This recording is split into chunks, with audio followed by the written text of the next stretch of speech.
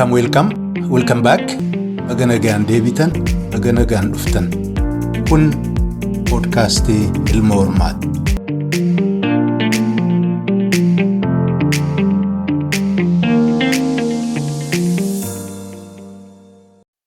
Shama hordoftoota podcastii Ilma Hormaa.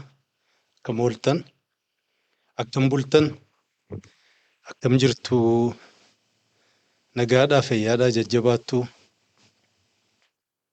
Egaa namni martinuu dhihoo kana biyya Keeniyaa keessatti wanta ta'aa ture dhageessaniitu daawwattaniitu gurraa qabdan ka jedhu abdiin qaba. Ammoo akka hiree ta'e yoo jiruun yookaan waan gariin qabame nama waan kana jalan deemnee fi maaltu ta'aa ture, sababni isaa maal inni, eenyu waan kana kan godhaa turee fi ammoo maalirra gahaniiru ka jettu deebisuudhaaf hin tattaaffii godhaa. Kanaaf egaa turtiin keessan anuma waliin taatu hin jedha.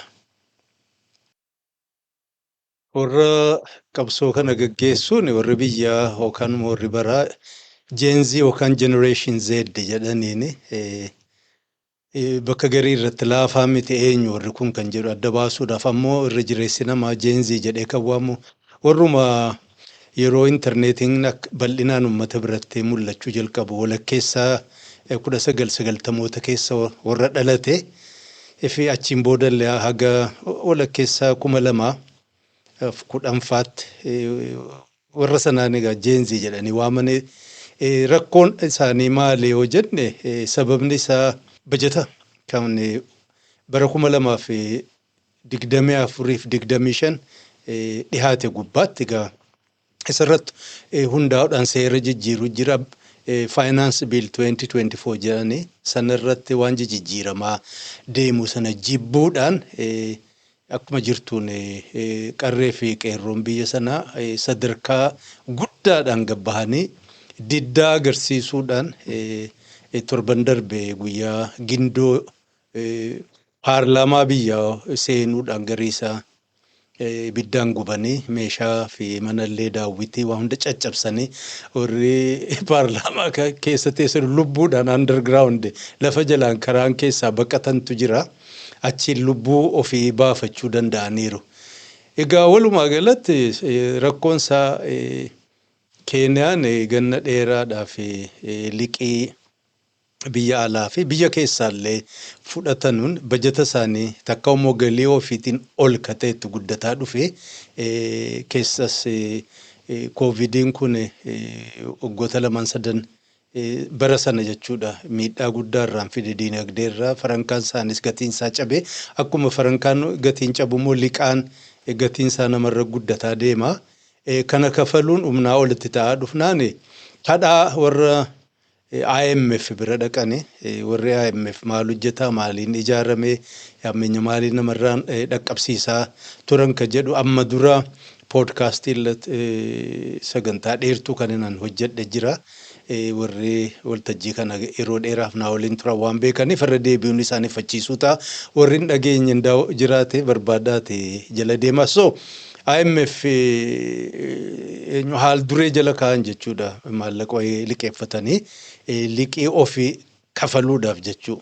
Yoo kafaluu dhaban rakkootti fide jechuu gara fuulduraatiif waan barbaadan argachuudhaaf dhibeedha addunyaa keessa gaddeemanii waa liqeeffachuu nama dhibaa.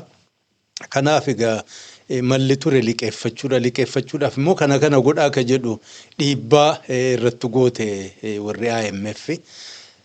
Kanaaf egaa dhiibbaa sana keessaa tokko waan garii qaraxatti guddisuu jechuun galii ofii guddisuu qabdanii jechuudha kasaan irratti. Galii ofii guddisuudha immoo qaraxa uummata irratti guddisuudha. Tajaajila garaa kennaa turan irraa xiqqeessuudha. Egaa kanatu uummata aarsee keessa immoo dhaloonni haaraan akka inni karaa irra bahanii waan kana mormuun taasiseen akka isaan yaadanitti mootummaan Keeniyaa $2 biliyoona 2.3 kataatu waggaa 2 dura jechuudha liqeeffatee ture warra IMF irraa sana deebisuuf gatattaaffiin kan ture. Kanarraan kan ka'e egaa namni diddaa kan agarsiisuu jalqabe Egaa kanarraa aanuuf jechuun liqaa sana deebisuudhaa fi irra guddaa liqaa miti kan deebisanu araaxaa liqaa sana deebisuudha irra guddaa kan mudhii kutaanii ture. Kanaaf egaa waggaa amma walakkaa jiran isaan bajeta isaanii ji'a jahaffaaf torbaffaa keessa baafatanii kanaaf waggaa cinaa kan 2024 fi waggaatti aanu ji'a jaha walitti waggaa tokkoof bajeta baasan kana keessatti xiqqaatu farankaa isaanii shilingii tiriliyoonni maal afaan oromootiin no idea tiriliyoona 4 ka ta'u argachuu barbaadan mootummaan jechuudha. Maaliif kana gaa bajanni keenya baasiin keenya ka jedhu eessaa dhufaa maallaqni kun jechuudha. Paarlamaanis waan kana gaa laalee kanatti sin barbaachisaa kana bakka kana irratti kana mootummaadhaaf kana waajjira kanaaf kana damee sanaaf kana ammoo eenyu akka amma federaala fakkaattu ho'i qabanii kaawuntii jedhanii I think 47 jira isaaniif illee bajeta babbaasanii kana gaa gubaasan gaa eessaa dhufaa irratti ga dubbiin eessaa dhufaa irra qaraxni maalirra kaa'amuu qabaa. Kanatu gaa uummata aarsee akka inni didee dallanee keessa warri umriidhaan kaa'ima ta'an didanii magaalaa karaarra bahan godhe. Qaraxa sana qofaa miti gaa kan isaan aarsaa jiru. Tokkoffaa qaraxni amma duraatti jabaateera jiruun qaaleera infleeshin akkuma biyya baay'ee Keeniyaa qofaa miti. Ol guddate isaan birattis guddateera. Kana gubbaatti immoo tajaajila karaa mootummaatiin argatan takkallee hin jiru. Duba maal qaraxni isaa ka jedhu maaliif nu qaraxan waa tajaajila hin arganne qaraxni isaa maalinni sababni isaa. Kana malees immoo warri mootummaa gubbaa jiran akka malee bashannananii jiraatanii galiin isaanii mindaan isaanii baasiin isaanii garaagaraa gurguddaadha. Amma pireezidaantii kan ta'e Ruutoon kun naa filmaataa fi of qopheessu ummata hiyyeessa ta'eef kanaaf warra amma qarreef qeerroo kana anuma akka keessaniiti warra carraaqqatee bulaa jira ture kanaaf rakkoon keessan naa gala hiyyummaa keessaa isin hin baasaa hojii nan uumaa biyya nan wayyeessa ka jedhu. Egaa kun ta'uu hin dandeenye dallansuu jechuudha. Waadaanuu seenee bakkaan ga'uu hin dandeenye numaa ofii isaati jiruu qananii jaartii isaatiif fakkeenyaaf akkuma የመጀመሪያም እመቤት ሙባረክ ጊፍቲ ምንጠስዬ jedhanii biyya keessatti waajjira banattee hojii olii gaddeemtu isiin kunis bajanni bahee fi jaartiin itti aanaa isaallee bajanni bahee fi kun hundinuu maalinni yoom isaan fille ka jedhu manni jechuudha. Dargaggeessi nu hiyyummaa dhumaa turre jirra guyyaattu al tokko nyaachuun nuti bara jabaate kana jirru kun maallaqa hagana baasan maalinni kanaaf waan kana dura dhaabbanna ka jedhu falmii jalqabanii. Egaa kun kan duraa miti waggaa darbe rakkoon kana fakkaatu mul'ataa ture. Sanumaan xiqqoo isinii gaggabaabsa. Egaa Ruutoon 2022 amma wagguma lamaaf deemaa jira aangootti dhufee isa dura aangoon kan ture michuudhuma isa jalatti illee itti aanaa pireezidaantii ta'ee hojjetaa ture. Ilma pireezidaantii duraa Uhuruu jedhama. Baranne aangoottaas bahu 2013 toora sanaa liqiin biyyi isaanii biliyoona $13. Gaafa gurbaan kun immoo aangoottaas dhufu liqiin sun meeqa ta'e biliyoona 61 sadarkaa kanarra gahee jira jechuudha. Waggaa meeqa keessatti waggaa 10 keessatti. Egaa kun humna isaaniitii ol ta'e akkamiin biyya kana bulchuu dandeenyaadha. Kanaaf egaa yeroo dheeraaf rakkoon biyya sanaa kan ture corruption hannaga warri aangoorra jiru bitti sun warri aangootti dhufee warruma amma akka OPDO ture sana jalqabuma gaafa amma warri Ingiliiz gadhiistee deemtu dhufteedhuma warra isaan jalatti ashkara taate olii gad fiigaa turte sana gadhiisanii deeman isaanuma gadhiisanii illee hin deemne Keeniyaa sana warri ooyiruu qabuu fi warri warshaa qabu achumatti hafe ammoo bulchiinsa sana isaanitti naa kennanu warruma ashkara isaanii ture sanatti dabarsanii kennanii. Warri ashkara ture immoo waan isaanirraa barate akkuma isaanii ta'uuf tattaaffii zarafuu saamuu namuma gosa ofii qofa aangootti ol baasuu biyya zarafuu hiyyeessa irraanfachuu ofii tujaara ta'uuf tattaaffii godhanii biyyi sun egaa jiruunsaa walqixan taane gaafa sana warrumti kolonii sun hiyyeessa gaa qobaatti jiraachisanii segregeeti godhanii akkuma argitan ganda hiyyeessi keessa jiraataa ture hadhas achuma sana jira hiyyeessi. xiqqaatu amma ganda lama Islam jedhanii bakka hiyyeessitti jiraattu jedhanii waamanii gandi tokko Maxaaree jedhan laga wayitachi keessa yaate xiqqaatu toora sana nama 500,000 ka ta'utu jiraata. Egaa hiyyummaa isa gadhee kana keessattuu manni achi jiraatu suni warruma magaalaa keessa olii gaddee waa hunda shakkalate jechuudha. Jijjiraatu. Inni kaan ammallee achirraa hedduu kan hin fagaanne gandi hiyyeessaa kamiraallee guddicha jedhamu. Kibeeraa jedhaniin jira. Achis egaa yeroo garii staatistikiin na hojjetan gad xiqqeessuuf tattaaffatan garuu namni baay'een xiqqaatu namni miiliyoonni tokko achi jiraata. Egaa laalaa magaalaa sana keessatti xiqqaatu namni miiliyoona 1,500 ka ta'u hiyyummaa isa maayyii keessa jiraata. Biyya kana keessatti egaa warri siyaasaa warri dhaale jechuudha. Aangoo warri dhaale irra jireessi isaanii warri amma aangoo irra jiru warri amma paarlamaa jiraatu baay'een isaanii warri abbootiin isaanii warri Ingilizii jalarraa waa hatee achumaan aangoo qabate walirraa dhaalmaa ta'e siyaasaan. Nama pireezidaantii ta'ee jiru kunis gosaan pireezidaantii lammaffaa kan ture Moo'ee nama isaaniiti yeroo inni dardara ture paartii isaaniitti goflaa warra dargaggeessaa achi keessa hojjetaa ture warra Moo'een falmu sana warra gaangisteratti ijaaree tumsiisaa ba'e guyyaa takka illee warra dimokiraasiidha mirgaaf qabsaa'aa turan hidhamaa turan tumamaa turan keessa hin turre walii dabarsan jechuuf hin jedhe. Moo'ee ofii isaatiin aangoo gadhiisu nama amma dura isaan jala ministeera ture Kibaakii jedhamuuf dhiisee deeme. Paartiidhuma kaanuu jedhamu bulchaa ture sana keessa ture achi moggaa ba'ee maqumaan amma akka eenyuun Ihaadig maqaa jijjiirrattee PP taate sana wal qoqqoodanii gargar deddeemanii deebi'ee dhufe inni qabate inni immoo naa gadhiisee deemu ilma pireezidaantii biyyattii ka duraa ka ture innis miseensuma kaanuu kan ture booda keessa waasiifachuu walitti dhadhaanii paartii fakkeessanii adda dhufee aangoo qabate.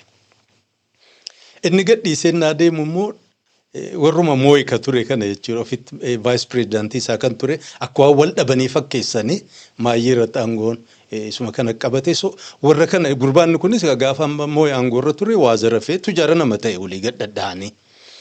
Warra kana uummataa fi jireenya uummataa keessaa immoo warra hiyyeessa ta'e odoon beekin guyyuma guyyaan irraanfatu normalize ta'an zarafuun hattuun piroojeektii gurguddaa biiliyoonaan lakkaa'amu baasanii haadha si ciratan jechuudha.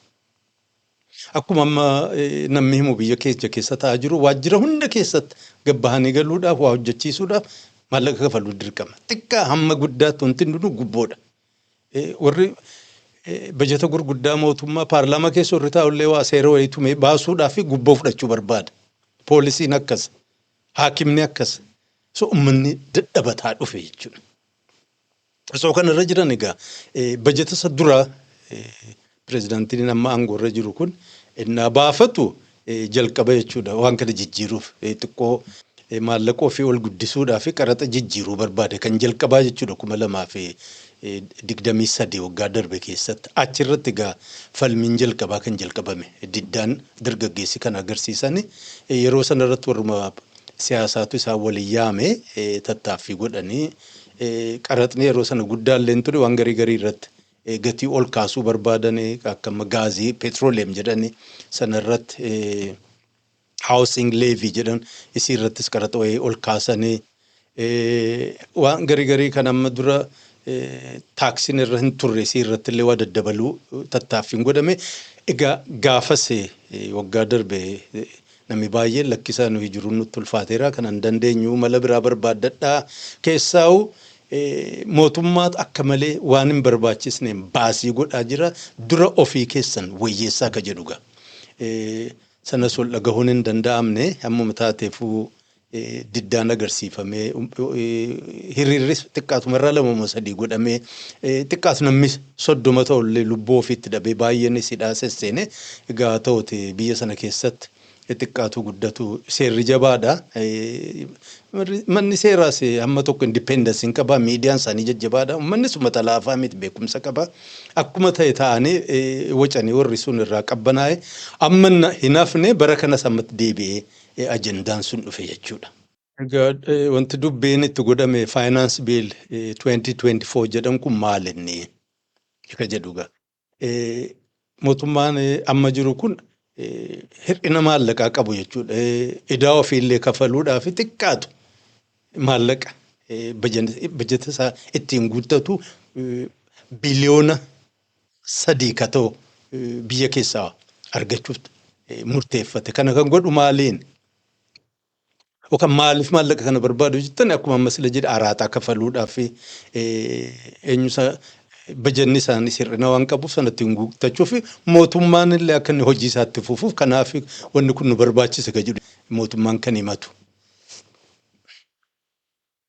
Egaa qaranni maalirra dabalanu jettan amma dura isaan zeeroo vaat jedhanii waanuma namni gabaa keessaa bitatu vaaliyuu added taaksii sana gubbaatti suuqii irratti dabalame amma mindaa ofiirraa waan biraarraa qaraxa kafaluun alatti egaa uummanni hiyyeessi qaranni isaa baay'eedha.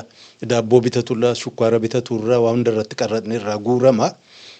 Kanaaf egaa amma daabboon hin hafne amma dura qaraxni duwwaa ture homaa qaraxan kafalan isii irratti vegetable oil sukkaara waan motora fakkaatu kana irratti illee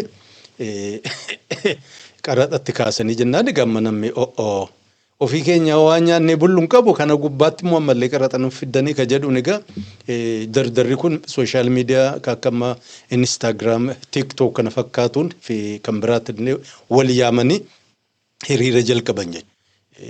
Diddaan isaanii kan jedha bajata kana mormuudha jalqabni isaa Finance Bill 2024 jechuudha. Dura dhaabbachuu akka inni fudhataman arganne gochuuf.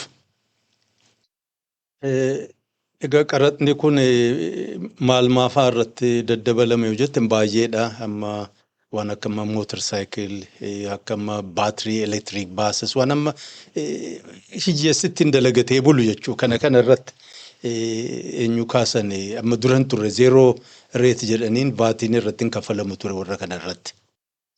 Kanaaf egaa uummanni aarte amma egaa ruutoon kun yeroo baay'ee egaa hundi keenya yoo saqqii keenya jabeeffannee hidhachuu qabnaa hiyyummaa kana keessaa bahuudhaaf dargaggeessa kanaafis hojii argamsiisuuf waan barnootaa wayyeessuuf waan fayyaa wayyeessuuf qaraxa kaasuun keenya barbaachisaa akka jiru yeroo baay'ee ni dubbata. Ammoo ofii jiruu qananii jiraachuu kanarraan kan ka'e maqaatti baasanii zakaayoo jettiin zakaayaas ka jedhan eenyu matsaafa qulqulluu keessa jiran fakkaata kan qaraxa namarraa guuruun beekamu.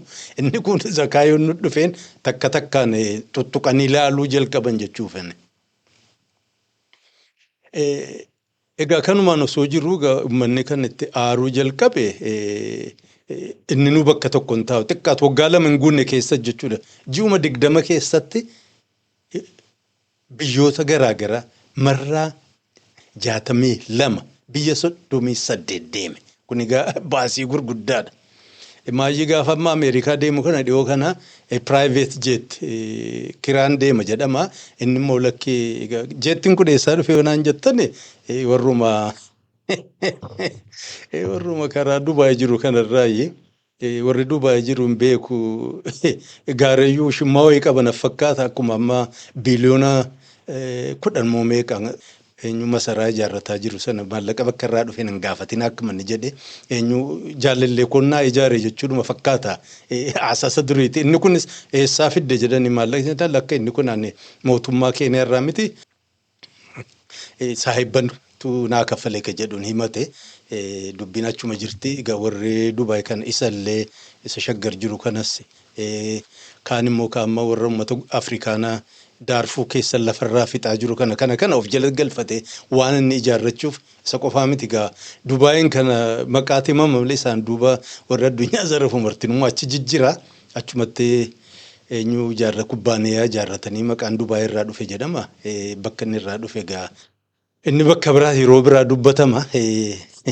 Akkasiin egaa uummanni amma ifachuu jalqabe jechuudha. Tumanni achirraa deebiin tutturin bajanni kunis toora ji'a Mee keessa na fakkaata marraa duraa kan gabbaa'ee lakkisaan duraa dhiisaa hin barbaannu ka jedhu. Ammoo maal gochuu danda'an biitti sun liqaansi jechuudha. Waan galiinsi waggaatti argattu keessa harki 70 kan ta'u liqaadha. Kun egaa akkuma warri addunyaa olii gadi oofimutti ejjo guddatee guddatu 55 olu ta'uun qabu. liqaan jechuu galii biyyi sun argattu irraa keessoo biyya amma hiyyattii taate maallaqni si daangaan si achi ceenaan waa tokko waraqaa malee waa tokko faayidaa hin qabne kun imala biraan qabanu kanaaf of hin rakkisnaa ka jedhu. Kanaaf hisaabarra tartaniittu waan kana to'annaa godhaa jechuu isaaniiti.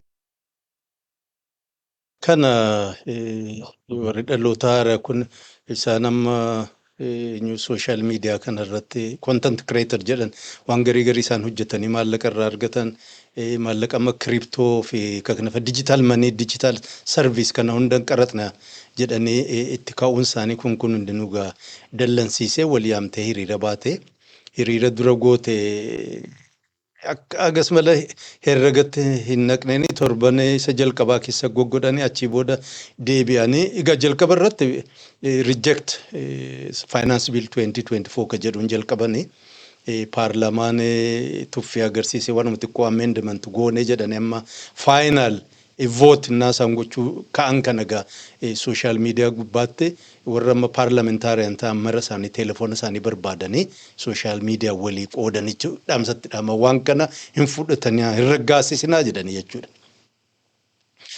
Laalanii jira warri kun warra dhagahuu barbaadu itti fakkaachuu dinnaan dhaqanii paarlaamaa duratti hiriira gochuuf murteeffatan jechuudha. Dirree gubbaatti himaa turan. Egaa akkuma biyya Afrikaa fi biyya baay'ee rakkisaa ta'e keessatti namoonni hiriira ba'uuf qophaa'u immoo warri gara mootummaa jiran gaangistara qaxaratanii akka maqaan isaanii baduuf jechuudha.